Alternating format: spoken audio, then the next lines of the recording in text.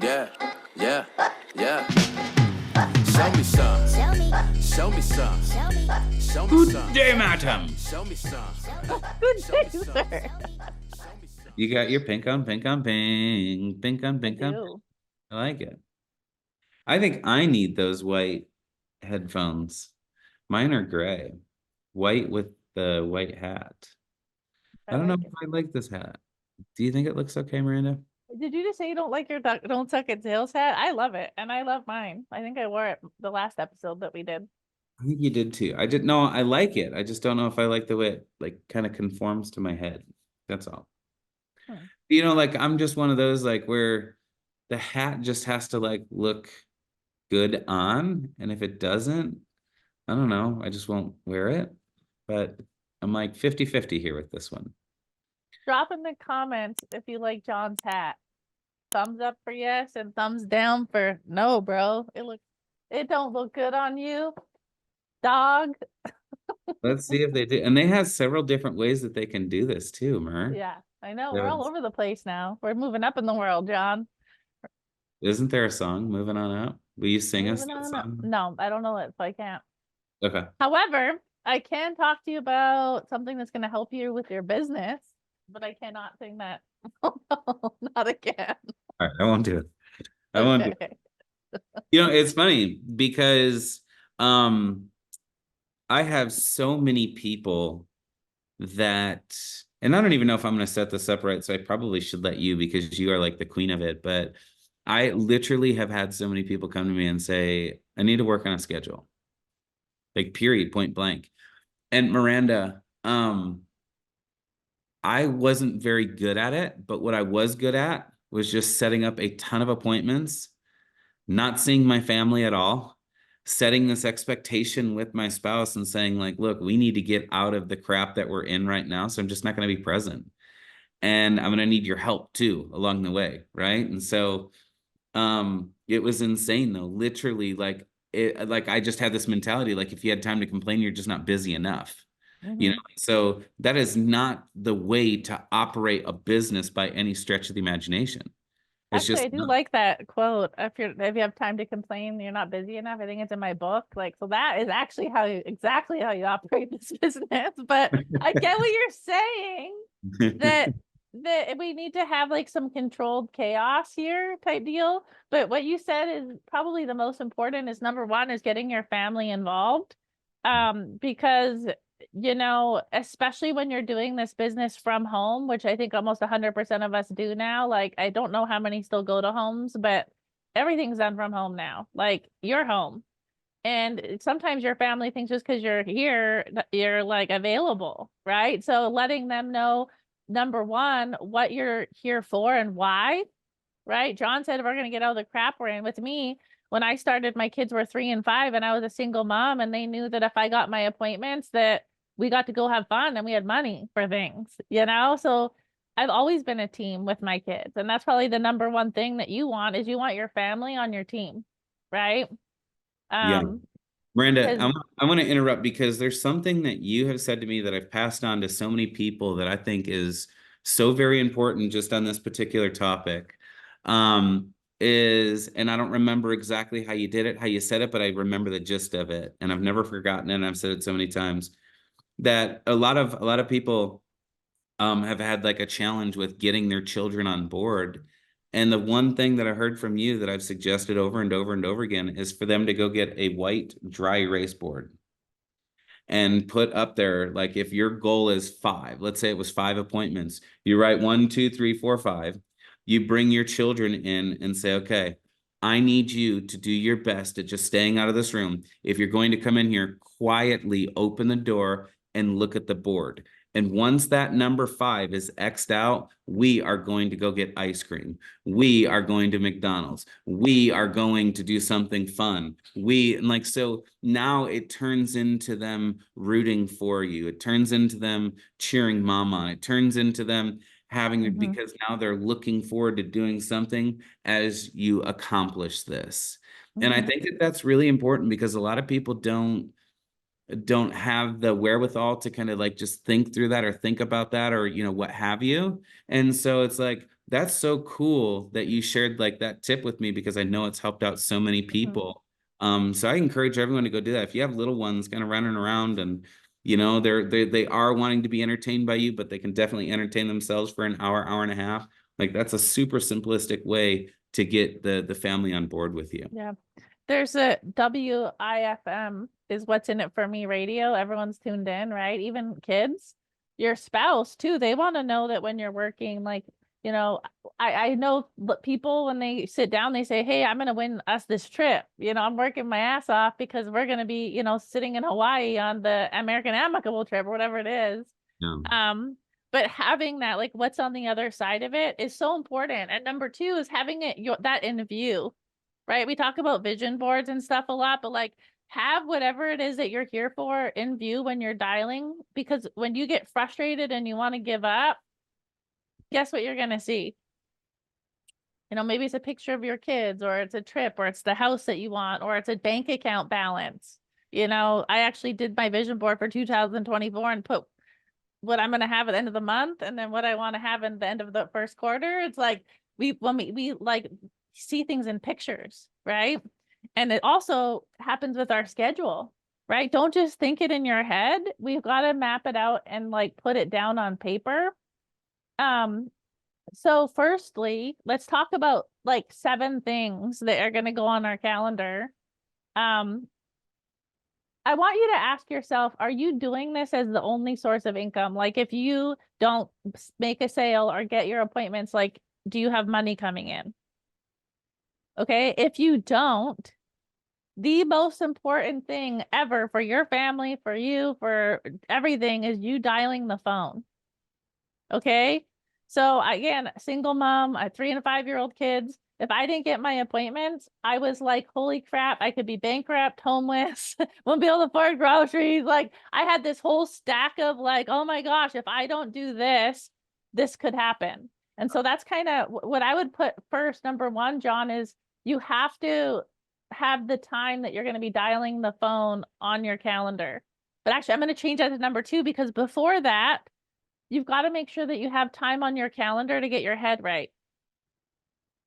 Okay, so number 1 is getting your head right. Maybe that's personal development, right? But reading, Miracle Morning, training calls, time to study, like that time is critical, because if we hop in here and our head's not in the game, you can be running in circles and you'll be working 10 times harder than you need to without getting the results that you want, right? And let me piggyback on this too, really quick. When I was transitioning over, I think that people like maybe misunderstand this point too, is that here's the thing, is that if I'm gonna work 60-hour work week, right? Or 40-hour work week, or whatever it is, if I'm gonna work a 30-hour work week, this is my opinion, and I'd love to hear yours, Miranda. You should allocate half of your time to dialing. So if you're like, all right, in my schedule, I have a 40-hour work week. If you're brand new in this business, 20 of those 40 hours should be allocated to dialing. Yep. Now, when you become seasoned, you get better, right? Like Miranda, you could probably set 25 appointments in 3 or 4 hours, right? 4 or 5 hours, whatever it is.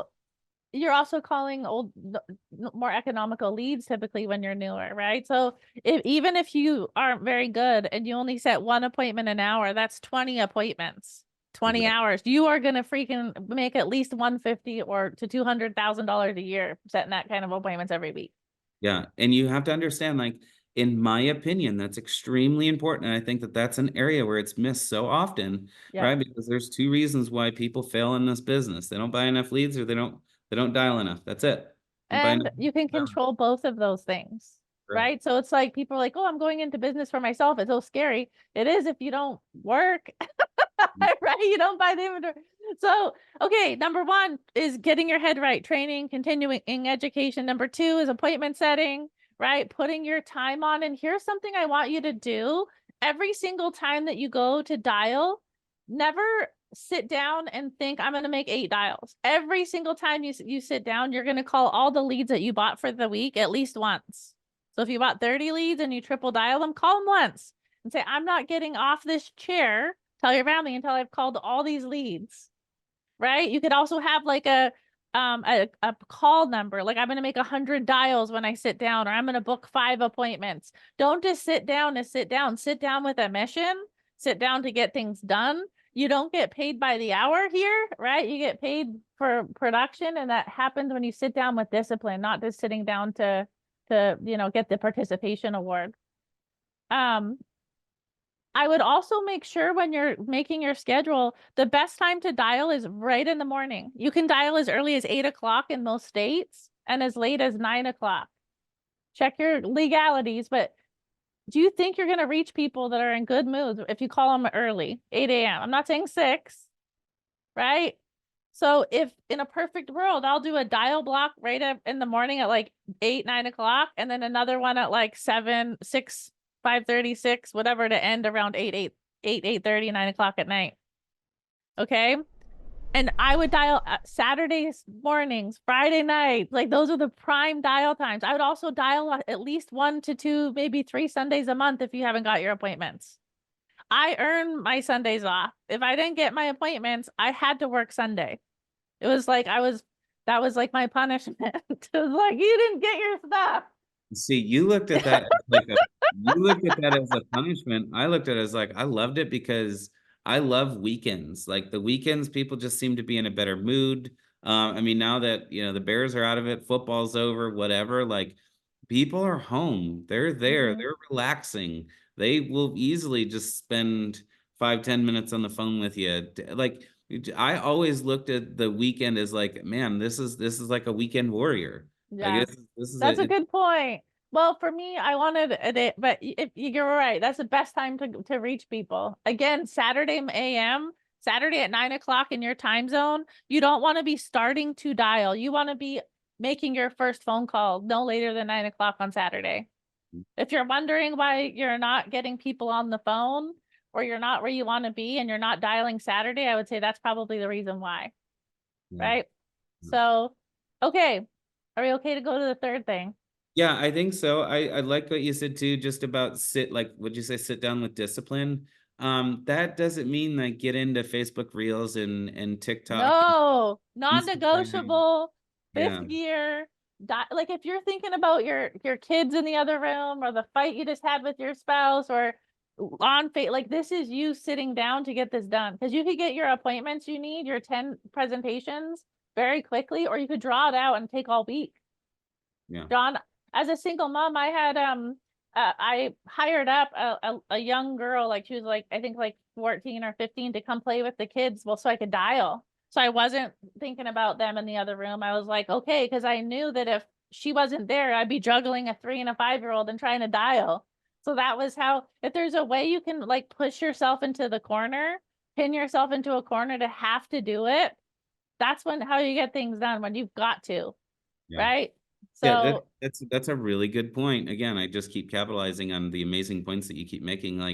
That's one thing that I'll never understand, is like, well, I can't afford it. I can't afford a sitter. You can't afford not to. Right? Like there's investments that you have to make into your business that if it's truly taking away from your attention to detail, if it's taking away from your focus, if it's taking away from your time, energy, and effort in here, you have to keep in mind, you're doing both of them half-assed. You're being a parent half-assed, and you're treating your business half-assed. You have to put full attention to detail here, and then when you're done, put full attention to detail on your family.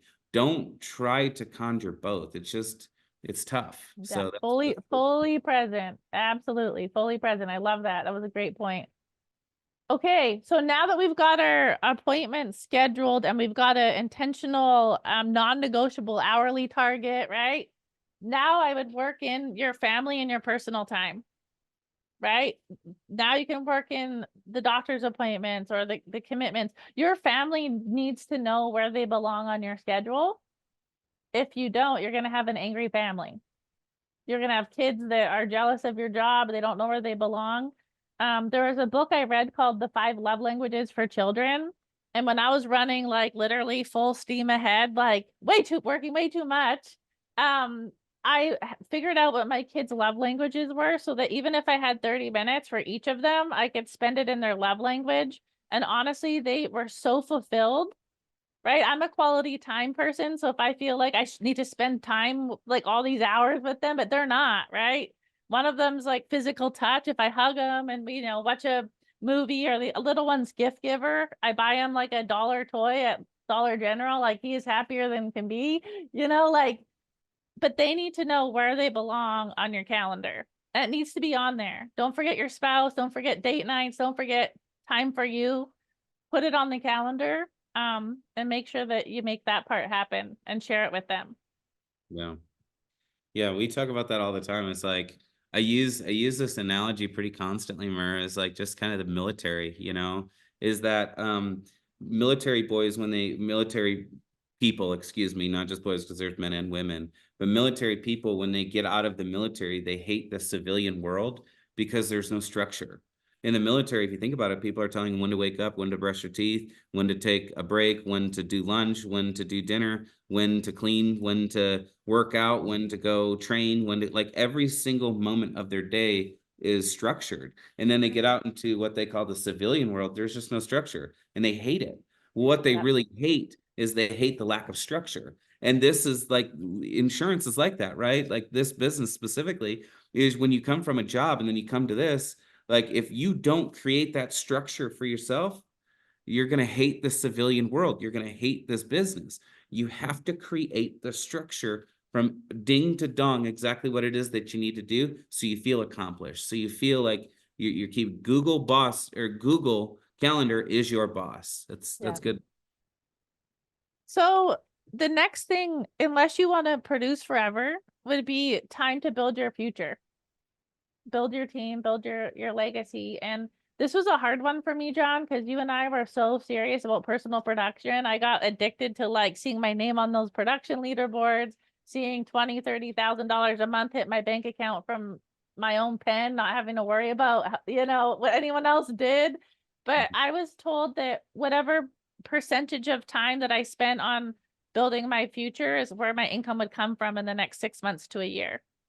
So at first it started like, maybe 30 minutes a day, or then it grew into like hour to, and it slowly to the point where I didn't have to even sell anymore. But if you want to build an agency, if you want to build a business, it's got to be on your calendar, or else it's just a wish. Right? Priorities get put on our calendar, wishes stay in our head, right? So, yeah, work Yeah. with. Yeah, I agree. Again, that's big part of why I like that weekend warrior, bud, is that I can get all my production done on the week, and then now I got a Monday through Thursday basically to build a Yep. business. So whatever time, once you hit your appointment requirement, now all of those dial time spots that you had built on your calendar, guess what they can be now? Agency building spots, right? Because you earned that time because you got done what you needed to do. So I want to get my appointments as fast as possible so I could work on building my future. Right. So the production pays your bills now, but the building will pay your bills forever. Yeah. The next one is kind of overlapping with one I've already said, which is the dial time. Right now, most of us work from home, right? So when we dial the phone, we could be sitting or setting. So we have designated dial times. I also recommend having what times you're planning to meet with people pre-planned. So on your calendar, maybe it'll be like a 5 o'clock, 6 o'clock, 7 o'clock, 8 o'clock. Have that mapped out, even though maybe it's over dial time. Why do we want to do that? So when we're doing our date and time progression, we already know the times to offer up. We're not wondering. We're like, okay, it's here. And this is one of my old calendars. I'm such a nerd. This is like one of my old ones. But I have like the number of appointments on there. Right? This was when I used to run in homes, but I had on here like when I was going to run appointments, meet with my family, do dinner, organize my house, pick up the mail, like it's all here. But yeah, like having that on there, because a schedule, in my opinion, John, is like a visualization exercise. Right? We're already planning in advance what we want to have happen. So it's like it's already halfway there being done because we've already planned for it to happen. Now it's just executing it. right? And I'm going to turn into a nerd for a second, but when we've mapped things out in advance, like our brain, when we start going into like that part of our brain that operates off of like automatically, it uses, I think it's like 10% of the energy if we have to do complex thinking and start like trying to figure things out. That's a completely different part of our brain. So by having it already mapped out, we can put all of our energy towards like executing. So. It's so true. And I can give an analogy on that, but just in lieu of time, I think we're what do you got? The last one, right? Number 7. So, okay. And then the last 2 would be risk assessing and prepping for your appointment. You need to have time to call the carrier, check with your resources. And then the last one would be time to follow up on outstanding business. Right? We don't, unless you have an admin, you are the admin, right? You are the machine until you can buy the machine. So prepping for appointments and then following up to make sure it gets issued. Excuse me. One thing I would say about the risk assessing, in the very beginning, start with 2 carriers and 2 carriers only. That's it.